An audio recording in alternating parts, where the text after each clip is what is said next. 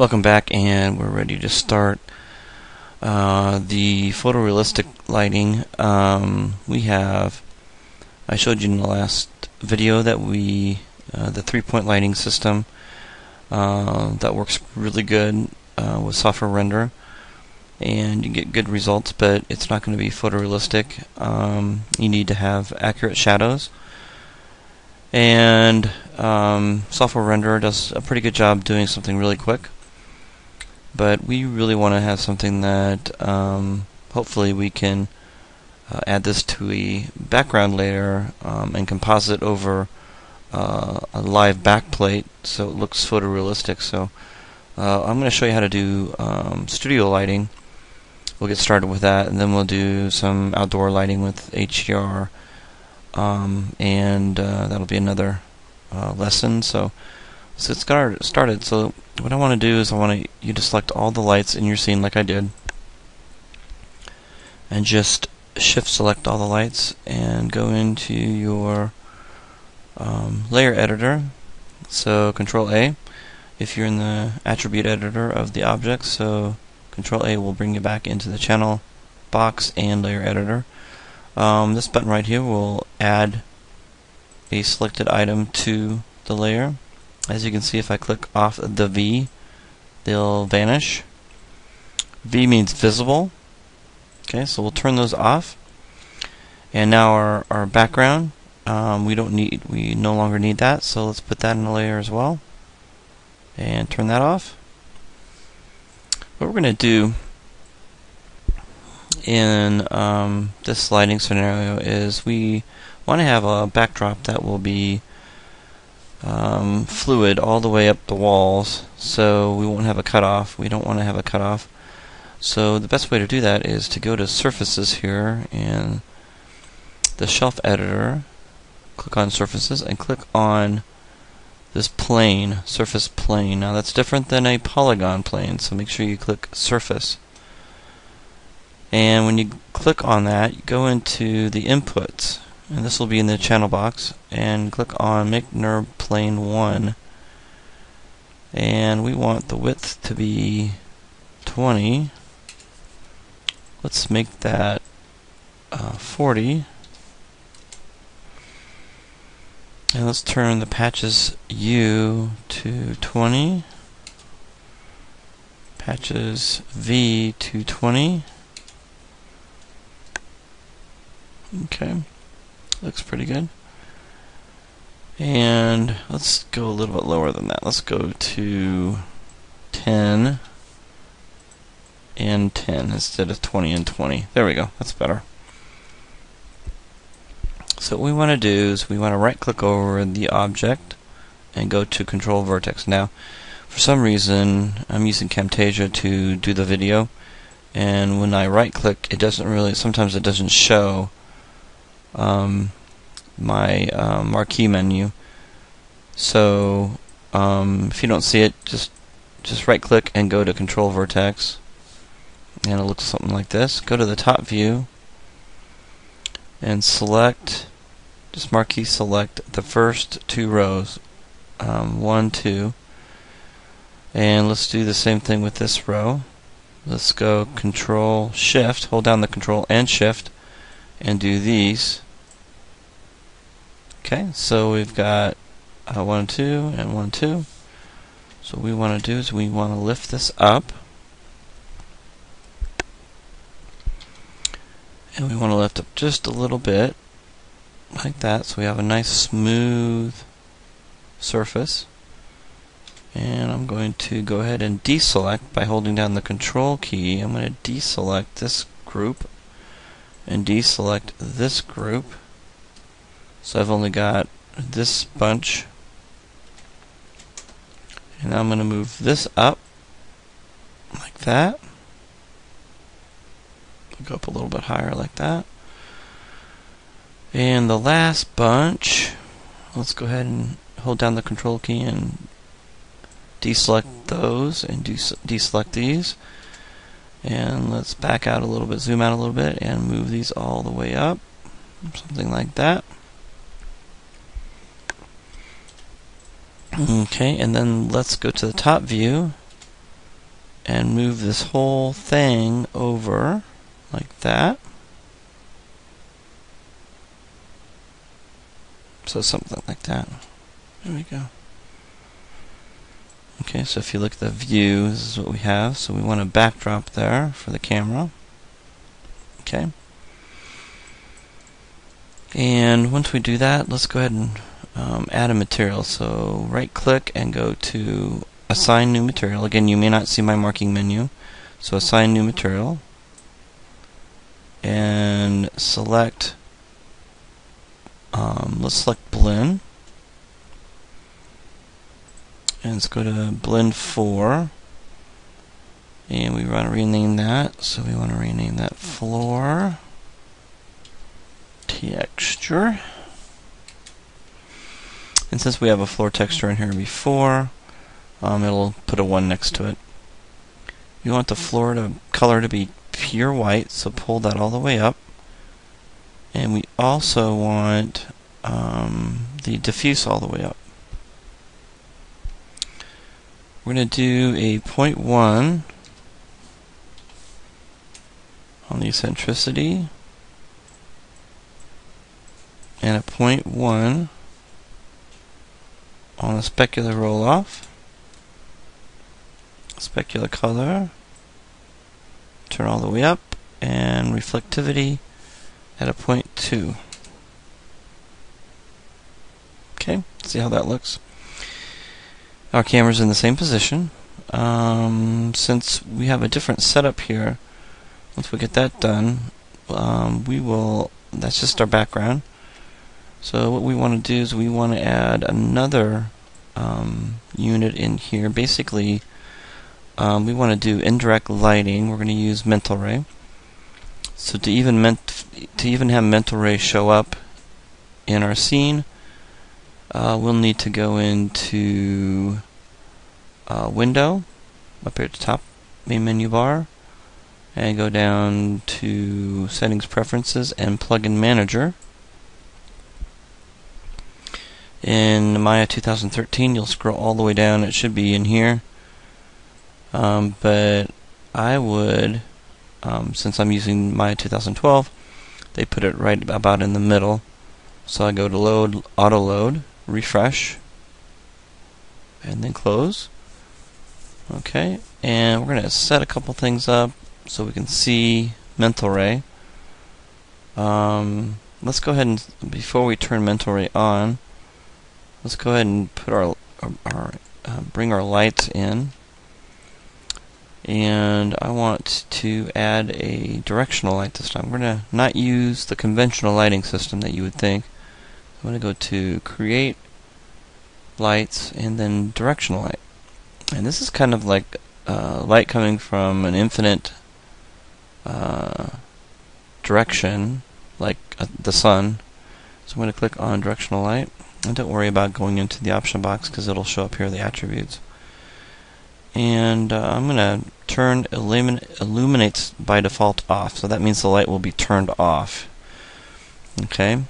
I just want to have it in the scene. So I'm going to move it. And I want to turn on the manipulator tool. And let's go to the side view. And let's put that manipulator right in the center of our serial box. So notice I put it right in the center. Go to the top view and make sure it's right in the center. There it is. So I'm going to move this light over, something like that. And move it up so we get a shorter shadow. Okay. So there we go. And so that's our light that's going to create a shadow. And then we're going to add a dome. So let's go to Polygons in the Shelf tab. Click on a sphere. And let's go ahead and scale that up.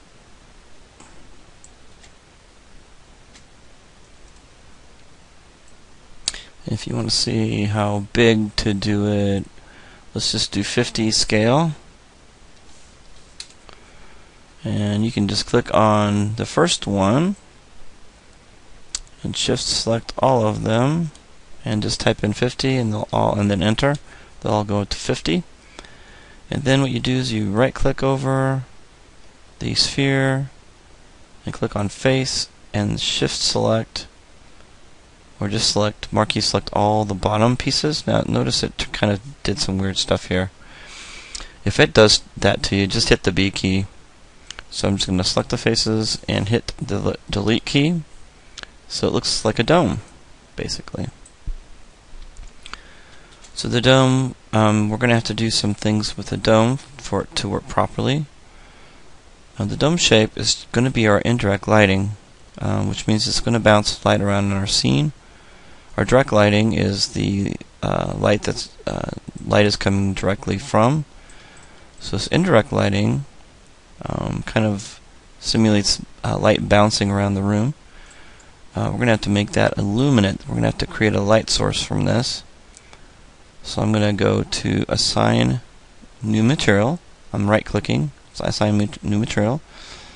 And then we're going to go to Lambert this time. I want you to select Lambert.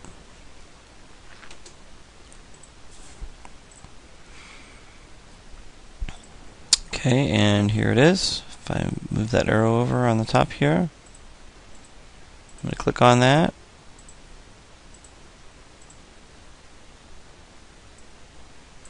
And I'm going to call this Dome.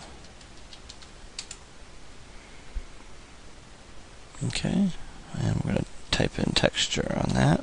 There we go. Alright, so I'm going to close all this up here, all this junk that I've got open. Alright, let's just focus on what's happening here. With the light color, I want to click on light color. I want to add a little bit of yellow to it, just a hint. Now we're not doing a whole lot. So I clicked on the area that I want to go into, and it's yellow, as you can see. And I'm going to add just a hint of yellow, just a little bit. Okay, just like that. That's good enough. And the ambient color, we're going to start off having it pretty high. I'm going to bring it all the way up. So that's the ambient color. Diffuse all the way up, and the depth and focus down. Okay. And then I'm going to go down to P sphere shape 1, and I don't want that dome to cast shadows or receive shadows. I don't want it to be seen by the camera. I don't want it visible in refractions. And it looks like everything else looks good. So we'll leave it like this for now. That's under the render stats and the object. If you don't see this, do a Control A, and that will bring it, that'll show. The tab should be P sphere shape 1, and then you go into the render stats and then turn these off. Okay. So now everything should render okay. So let's go in here to the dome and see what we got so far. And if everything's working good, the light is turned off, so you won't see it. So let's see what just the dome is doing to our scene. But before we do that, we need to actually open up the render settings and then go from Maya Software to Mental Ray. With Mental Ray selected, we'll start with the Commons tab, and we want to be able to basically, this Common tab is basically your files and how you manage your files, whether it's an animation.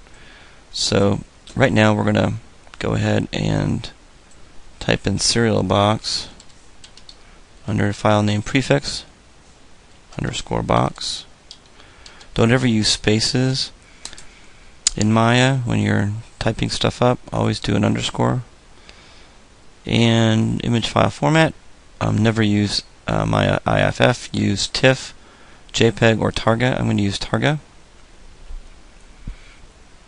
We're going to do name.ext single frame. And we're going to scroll down Renderable camera, you can choose your camera. Since we got a camera in the scene, camera 1. And image size 640 by 480, we're going to keep that really low. And we're just going to be previewing our renderings, so we don't need anything really high resolution. That's a waste of time. Features on the tab here, we're going to want to select ray tracing and final gathering. Okay, everything else is good. Quality, we're going to keep it 0. Indirect lighting, keep everything default. So let's see what it looks like. See how it renders. I'm going to go to Panels, Perspective, Camera. I got my camera set up from the last video. So I'm going to go ahead and render. Here's our render. Let's go ahead and see what the render looks like. Okay. That looks pretty good. We've got a reflection on the floor. Looks like we've got the cereal box looking pretty good. It's got some anti-aliasing issues, of course, but on the side here, but we can fix all that. So basically, it's not too bad for what we got, and with nothing tweaked. So let's go ahead and start tweaking out. We're missing a shadow, but this is just the dome. It's pretty amazing that Final Gather gives you the reflection just from the dome, that there's no other lights in here. I put a directional light in, but it's not turned on. So let's go ahead and minimize this for now. So let's go ahead and start tweaking this thing out. And to do that, we're going to go to Perspective, and let's click on the light itself. And let's go ahead and turn it on. And let's go back and do a rendering. So now the light is on. Let's go ahead and render it and see how it looks.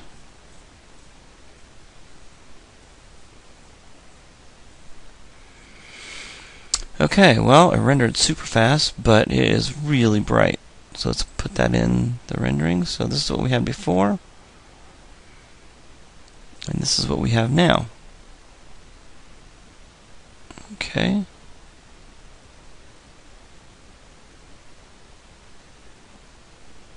Alright, that's a little bit too bright. So what we're going to do is we're going to tone it down a little bit. So I usually put, when I click on this button right here, you notice I clicked on it a couple times. That saves the image into a buffer. So when I go back so I can look back and forth at the changes that I've made, and if they're good changes. Okay.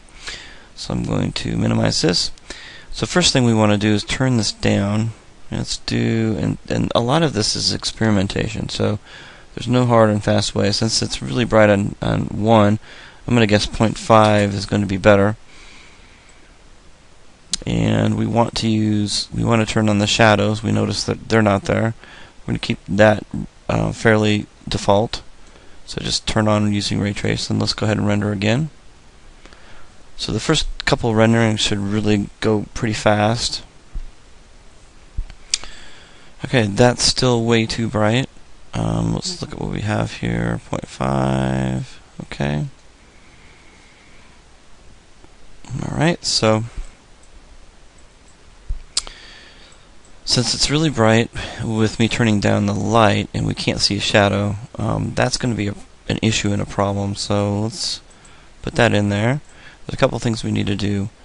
We need to go back to the dome. So instead of going back and forth out of here to select my dome, I'm going to go to Window, use my outliner, go to Outliner, and I know this is my dome, so I'm going to put the outliner over here.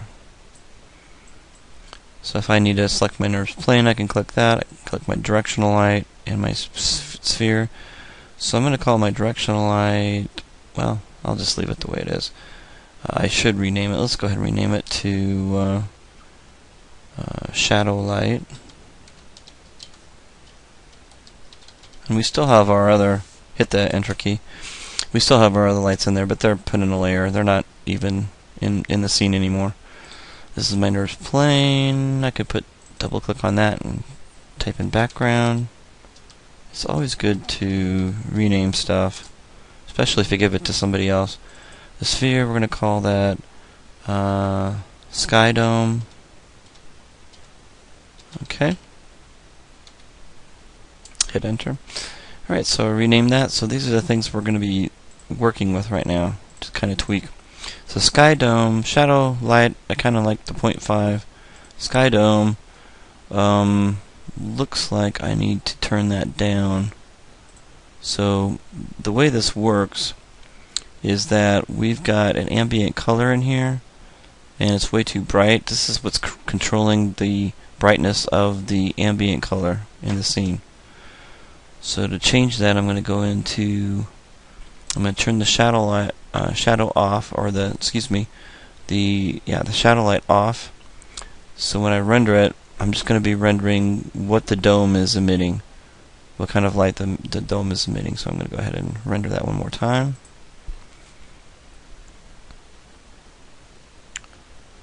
Okay, so I'm going to put that in there. So we've got the dome and then the light at 0.5. Okay, so what I need to do is I need to bring the dome light down. Okay, so let's go into the dome, click on Sky Dome in the outliner, and then click on Dome Texture and go into the ambient color and turn it to about halfway. Or you can go into just click on the color and type in under value 0.5. Okay, so now it's about halfway, exactly halfway. And let's take a look at the render now.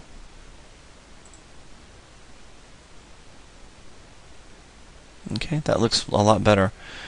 Basically, the dome is emitting all of the secondary light bounces, so we want to keep that down pretty low, and 0.5 is great for this scene. It's a very small scene. So now with the shadow light, the light that we've got on, let's go ahead and turn that back on, and let's take a look at 0.5, and the Sky Dome was at half the intensity. So let's go ahead and render this out. Let's see how that looks. Okay, that's still pretty bright, but that's looking much better.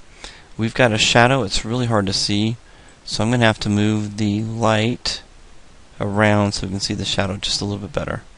So I'm going to go ahead and put that in RAM, and let's go ahead, and now we're going to have to go out of this scene. Let's go to Panels, Perspective, and let's go to the top view. And since the camera's right here and the light is in the same direction, we're not getting much of a shadow. So I'm going to have to move that over just a little bit. I'm going to turn back the manipulator on, get that in the middle again, and move this guy around so we can see a shadow over here. So notice if the light's hitting that box, we're going to have a shadow coming this way. Let's go ahead and bring that over here like that. And that looks pretty good. So we should get a pretty decent shadow now. Go to Panels, Perspective, Camera. Let's go ahead and render this out again.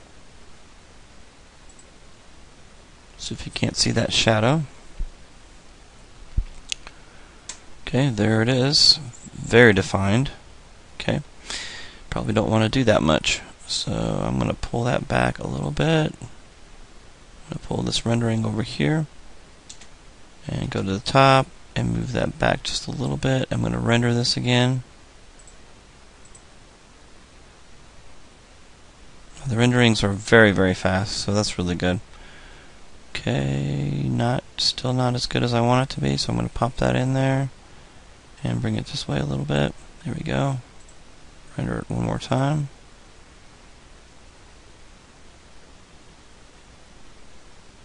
Okay, that looks great. So we got a nice background here. It looks really good. Now we just need to tweak the edges here, and the shadows usually aren't that perfectly straight. Usually they diffuse out a little bit, and we've got some, I don't know, some strange things happening with the ray tracing reflection here. So we'll look at that. Okay, So basically, it takes a lot of work to tweak out your scene, but it's looking pretty good. So let's go ahead and pop that in. And let's see where we started from. I think we started right about there. So now we're right about here. Okay. So let's go ahead. We want to have a little shadow to let us know that this object is grounded. So that means a lot. So let's. This seems a little dark in the front, but we can't really brighten the lights up any higher. So I'm going to show you how to pop that out a little bit without blowing your scene out. So I'm going to minimize this for now. And let's see, what can we do? I think the rest of the lights are good. I think I'm going to bring the light down just to a 0.4. And that's my shadow light. That's the directional light that I have in there. I'm going to move it over just a little bit more. Okay, so it's just, here's the camera. Here's the light, so kind of give you what I'm doing here. And we have shadow rays. So how do we get that kind of diffuse shadow so it's not perfectly straight or crisp? We want to go ahead and bring that up. So let's try a 1. Okay.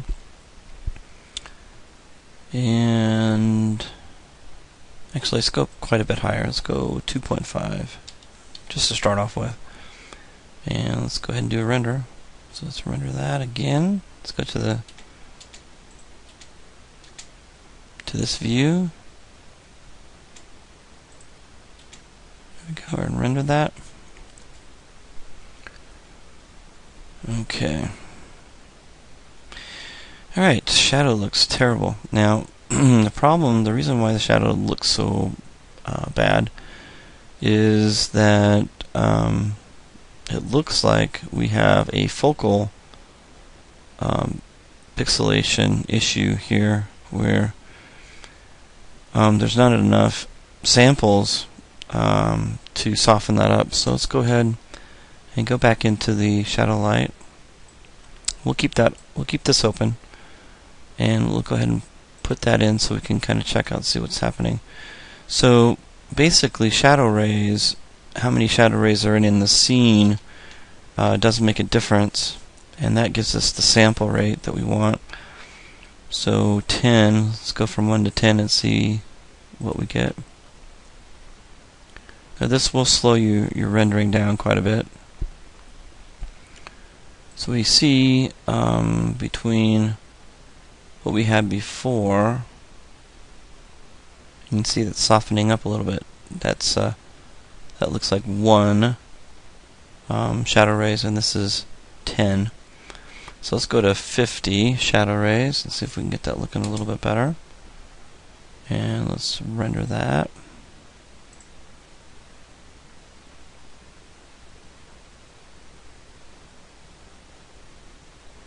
Since the renderings are a lot faster, I'm just going to let them run in real time.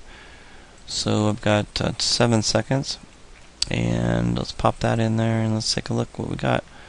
We started off with this, and then we've got looks like that. Okay, that looks a lot better. I'm going to go to 100. That's about the max you ever want to go. So I'm going to max it out and let's see if it looks any different, and it will make a huge difference when we start tweaking mental ray.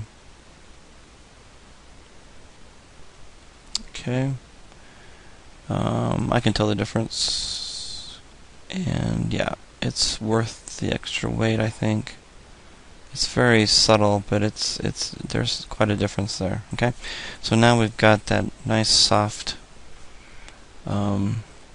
shadow. We got that fixed. So let's go in here and put that in there. And the next thing we need to work on is let's kind of illuminate that a little bit better, the front, but we don't want to blow out the scene. So let's take a look at what we can do. So I'm going to put that in. I think I already did, but I'm going to minimize that. Let's go ahead and add a light. So I'm going to go to the top view, and I'm going to go to Create, Lights, Point Light. I'm going to move that out in front of the object and move the manipulator to the center. And we are going to move that light up. Okay, and the manipulator up. Since this is an omnidirectional light, it really doesn't matter where you put it, because it's going to point in all directions. So there's my light, and that is set at 1, so I'm going to tell you right now it's probably going to blow my scene way out. Let's go ahead and render that anyway. And it did. So we need to bring that way down. Okay, still rendering fairly fast. So I'm going to go ahead and turn that down to a 0.2 and re-render.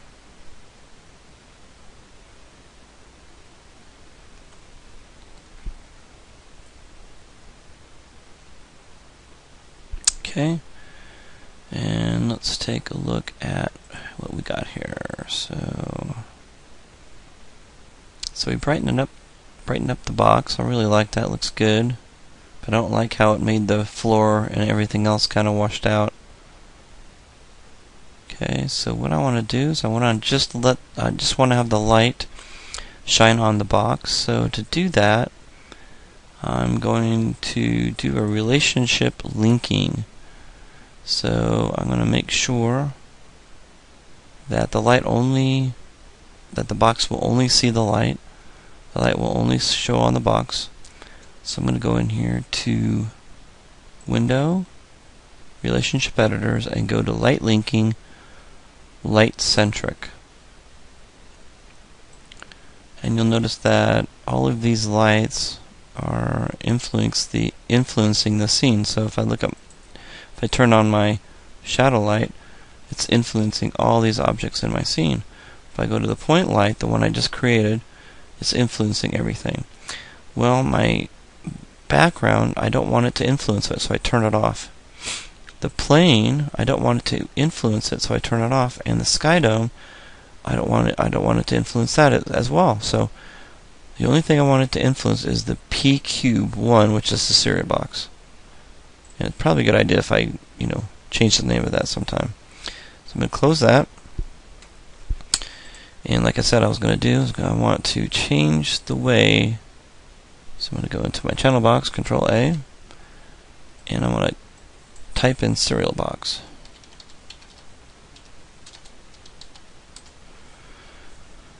Okay, so here's my pop light. I'm going to call that pop light. P-O-P light. So pop light. It's going to pop my serial box out. So let's go ahead and do a render and see how that looks.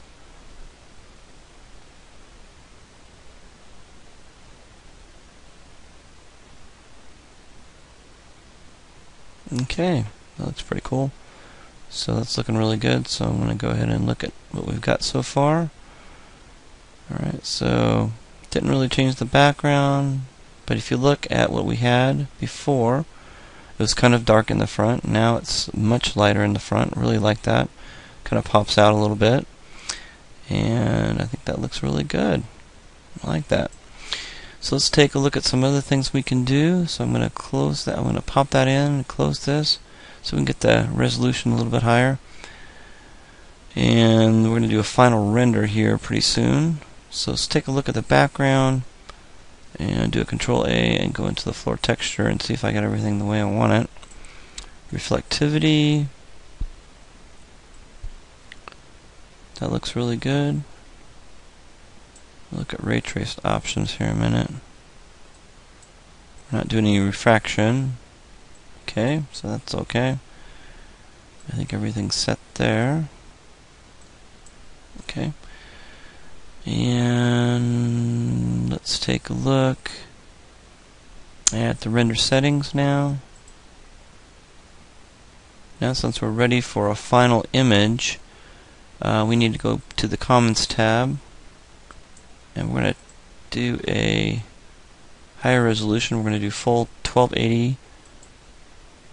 So under presets, go to full 1280. That tells us that we're going to do 1280 by 1024. And let's go to quality, and we need to turn up the sample levels to 2. Anything higher than 3 is overkill. And basically what we're doing is we're going to anti-alias 16 samples per pixel. And that's very high. And we're going to take the filter and we'll bring it to Mitchell. Okay, everything else looks good. Indirect lighting. We're going to turn the accuracy up to 250. And that's good for now. And let's close that. Before we go any farther, we probably want to save our scene. Save scene as. Go ahead and name it. I've already done mine, so rename it something like Serial Box Final Lighting, and then render it out. Do a full render. This may take a little bit. So lighting is a very time-consuming thing to do. So you have to be patient and do a lot of tweaking until you get what you want. And even after you tweak it, get Maya exactly the way you want it to look, you're going to have to bring it into Photoshop and then work on it as well. So you're never finished. I mean, a raw image from Maya or Mental Ray, you'll never use that in print. You have to go into Photoshop and do some changes, or layer, actually render this out in layers and bring it in and do some compositing.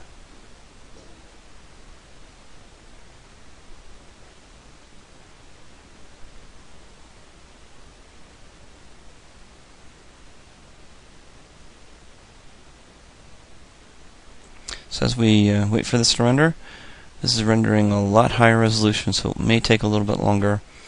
The image is looking pretty good. I like it. I think it's going to be really nice, and I'll show you some areas that I think look good and areas you have to watch out for. So as this is still rendering, just a little bit longer. Sometimes renders take so long, it's like watching paint dry. So you may want to go and get something to drink, a refreshment, maybe take a nap, maybe go and have some lunch, eat some supper. So this sometimes takes a while, but since this scene isn't very heavy in polygons, we're going to be okay. So I'm going to click one-on-one, and what's going to happen is it looks, I did render it at 1280 by 1024, it says it right here. But if we click 1:1, it'll give us the true scale. So I'm going to click 1:1 again. And notice that we've got some really nice lines here. I don't see any anti-aliasing issues or problems. So that looks really good. And you can zoom in pretty good. Always click 1:1 if you want it to get it to the exact size that you want. Okay. We got some yellows in here, and that's fine. I don't mind it to be a little bit yellow. That's what our dome, we gave the dome a little bit of yellow. You can create a little bit of, and we got the box to pop a little bit. So it looks really good. So the next thing we're going to do is we're going to go ahead and save this. To do that, go to File, Save Image. We're going to save it as a target, and just name it Serial Box Final Render. And just click on Save. It's going to save it in this directory here at the top here. Okay, save it in my images, so I'm going to click on Save. And that's it. I hope you enjoyed doing a studio lighting photorealism, and we'll continue working on the outdoor lighting in the next lesson.